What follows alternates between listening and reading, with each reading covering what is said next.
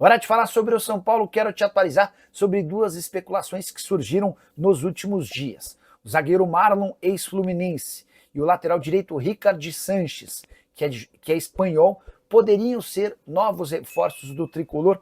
Vale a lembrança de que o São Paulo avançou nas tratativas com Gonzalo Tapia, atleta que pertence ao River Plate. Você soube primeiro que o chileno era o alvo do São Paulo em vídeo dessa quarta-feira. Pois bem, sobre Marlon, o Marlon está livre no mercado, você vai lembrar dele, ele surge no Fluminense, chega aí para o Barcelona, para o Shakhtar, enfim, disputou a Copa do Mundo de Clubes pelo Los Angeles FC e não teve seu contrato renovado, ou seja, está livre no mercado. Consultei uma fonte são paulina e a resposta foi chance zero. Também perguntei sobre esse Ricard Sanches, nunca havia ouvido falar sobre esse jogador, é um espanhol de 25 anos de idade que pertencia ao Granada, também ficou livre no mercado a partir de junho. Consultei essa mesma fonte do departamento de futebol tricolor e a pessoa assegurou que o Ricard também não será contratado. Jogador com 7 partidas pelas seleções de base da Espanha, mas fora dos planos do tricolor. Só para completar, importante registrar também que o empresário do Alan Franco esteve na terça-feira no CT do São Paulo. Ele foi lá para avançar nas tratativas pela renovação do contrato com o tricolor. A expectativa é de que nos próximos dias tudo esteja sacramentado e o Alan Franco estenda seu vínculo, que se encerra em 31 de dezembro. Bora falar agora sobre o São Paulo, para te trazer novidades sobre Lucas Ferreira. O Matheus Alves foi vendido com o CSKA e embarcou na noite dessa quinta-feira rumo à Rússia, negócio de 6 milhões de euros. E a grande pergunta que fica para o torcedor do São Paulo agora é: e o Lucas Ferreira? Corre o risco de também ser negociado? Posso assegurar que nesse momento existem sondagens, mas zero proposta oficial. Existe a expectativa por parte do staff do jogador que ao fim da Copa do Mundo de Clubes o mercado na Europa comece a se aquecer e possam pintar ofertas para o atacante. Lucas Ferreira, que chegou a ser alvo de um clube da Alemanha, e o Krasnodar da Rússia, enquanto discutia a renovação do seu contrato com o São Paulo.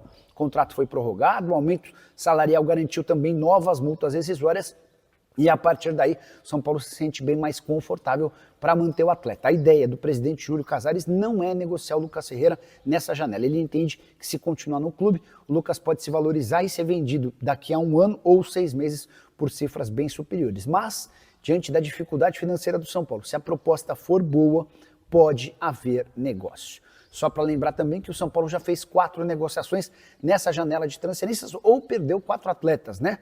O Matheus Alves negociado com o CSKA, o Igor Vinícius liberado para jogar no Santos, o Lisieiro que não teve seu contrato renovado e o Juan Tressoldi que foi devolvido para o Sassuolo. Hora de falar sobre o São Paulo para esclarecer se existe alguma proposta ou possibilidade de saída de André Silva, o centroavante do tricolor que virou titular, especialmente depois da lesão do Caleri. Essa especulação surge no início dessa semana e causa preocupação nos São Paulinos. A notícia dava conta de que um time dos Emirados Árabes Unidos já havia aberto conversas e feito uma baita proposta para o André Silva. Conversei com o presidente Júlio Casares, que respondeu, abre aspas, não teve nenhuma oferta ou sondagem. Isso é muita invenção, fecha aspas. André Silva, que na atual temporada soma 31 jogos, 11 gols e 3 assistências, havia sido comprado por 3,5 milhões de euros. E nesse momento vai disputar a condição de titular com o Juan de Neno, contratado por empréstimo, ou melhor, ele rescindiu o contrato no Cruzeiro para assinar até dezembro com o tricolor. Rian Francisco vai correr por fora, não se descarta inclusive a possibilidade de o Rian ser utilizado como um segundo atacante para que não tenha que ficar disputando nos embates corpo a corpo com os zagueiros adversários. Só para completar sobre o São Paulo, deixa eu esclarecer um outro ponto. Na manhã dessa terça-feira, uma fonte são paulina me assegurou que o Juan Tressoldi não ficaria. No final do dia, vários setoristas do São Paulo afirmaram que o São Paulo ainda tem um acordo com o Sassuolo. Consultei outra fonte são paulina que disse, abre aspas, não é verdade. Pretendíamos um empréstimo maior, em razão da necessidade de uma cirurgia pela qual o Juan vai passar. Mas teríamos que ver como é que o atleta evoluiria. Consegui descobrir que essa lesão no joelho é séria, trata-se de uma lesão de menisco com algumas complicações que vão demandar um tempo de recuperação grande. E isso também acabou influenciando na decisão do Sassuolo de não permitir um novo empréstimo. Diante desse cenário, hoje está muito mais para o Juan não ficar mesmo no São Paulo do que para qualquer outra situação diferente. Hora de falar sobre o São Paulo e o fim de uma novela chata. Hernan Crespo teve seu nome registrado no boletim informativo diário da CBF nessa segunda-feira. Isso significa que o novo treinador do São Paulo vai estar à disposição no banco de reservas para a partida de sábado contra o Flamengo na reabertura do Campeonato Brasileiro. Mas, Nicola, por que o Crespo não estaria? É que o tricolor ainda não conseguiu chegar a um acordo sobre a rescisão do contrato com o seu antecessor, o Luiz Zubeldia. A questão financeira tem sido um impeditivo. E, na teoria, sem acordo com o técnico antigo, você não é capaz de registrar o novo. São Paulo se fez valer de algumas brechas e de outros casos, outras jurisprudências, de casos como esse, em que foi permitida a entrada de um novo técnico para assegurar a presença do Crespo. Em meio a isso, as tratativas com o Zubeldia serão retomadas, mas agora sem tanta pressa, até porque o São Paulo já conseguiu o que precisava, que era a liberação do seu novo treinador. Importante lembrar que Crespo, ou melhor, que Zubeldia e São Paulo, muita gente chegou a afirmar dentro do São Paulo que a saída foi de forma amistosa e bacana, o tempo está mostrando que não, há enorme dificuldade em chegar a um acordo financeiro e olha que nem há tanto dinheiro envolvido. Só para arrematar, destacar a sequência bem complicada do São Paulo nesse início da era Crespo. Para começar, jogo contra o Flamengo fora de casa, depois Red Bull Bragantino e Corinthians. Dois adversários importantes, todos do futebol paulista. Bora falar agora sobre o São Paulo para colocar um ponto final na história de Juan e Tricolor. O zagueiro de 25 anos de idade, que pertence ao Sassuolo, não vai mais jogar no Tricolor agora de forma definitiva. Ao longo da semana, o São Paulo chegou a receber uma resposta negativa do Sassuolo para mais um empréstimo. E o São Paulo pretendia insistir na negociação.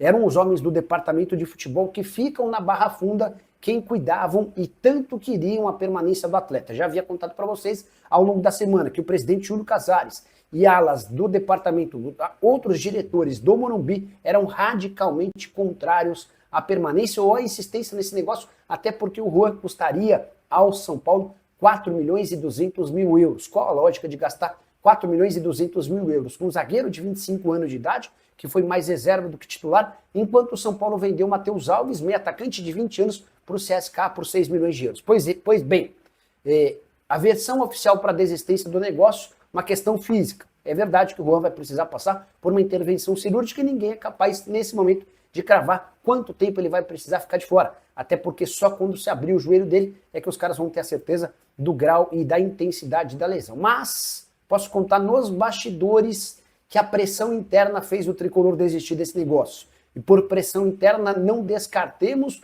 um boato que ganhou força nas redes sociais e que incomodou bastante, especialmente no Morumbi. Esse boato dá conta de que o empresário do Juan é concunhado do diretor de futebol do São Paulo, Rui Costa. Ninguém confirma de forma oficial essa história, mas eu posso assegurar que no Morumbi essa história pegou bastante pesado e meio que obrigou o São Paulo a desistir do negócio. Só para completar, o meio atacante Alves foi liberado e não se reapresentou com o restante do elenco. Após o período de férias, ele está a caminho da Rússia, onde vai jogar no CSKA. Hora de falar sobre o São Paulo e outra informação que eu contei com exclusividade pela manhã se confirmou. Temos inclusive avanços. Contei para vocês, de forma exclusiva, que o São Paulo tem tratativas com Gonzalo Tapia, atacante chileno de 23 anos de idade, que pertence ao River Plate. Esse é o atacante chileno que o São Paulo tenta contratar. Negociação deu uma bela avançada, dá para dizer, inclusive, que Tapia e São Paulo já têm um acordo. São Paulo acerta agora detalhes para um empréstimo de uma temporada junto ao River Plate. O River acabou se decepcionando com a contratação desse jogador, que chegou sem custos no fim da temporada passada.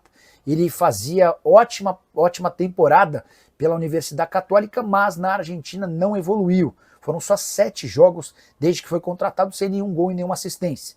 No São Paulo, há otimismo de que esse martelo possa ser batido nas próximas horas, no máximo até o fim da semana. E o Gonzalo Tapia, que foi indicado pelo Hernan Crespo, chegaria para ocupar uma das funções de beirado. O São Paulo está atrás de pelo menos 2 atacantes de lado de campo, velocistas que tenham qualidade e bom jogo no 1 contra 1. Só para arrematar em relação a essa história, contar que o Tapia já esteve na mira no fim do ano passado do Atlético Mineiro e também do Vitória, mas nenhuma das duas negociações avançou e ele preferiu se mudar para o River Plate. Mais recentemente foi a vez do Atlético Paranaense tentar fazer a negociação com o River Plate. o negócio não avançou e até por isso o Atlético fechou com Steven Mendoza. A saideira sobre o São Paulo, Ferreirinha e Lucas Moura treinaram normalmente e estão à disposição do técnico Hernan Crespo para a partida de sábado contra o Flamengo.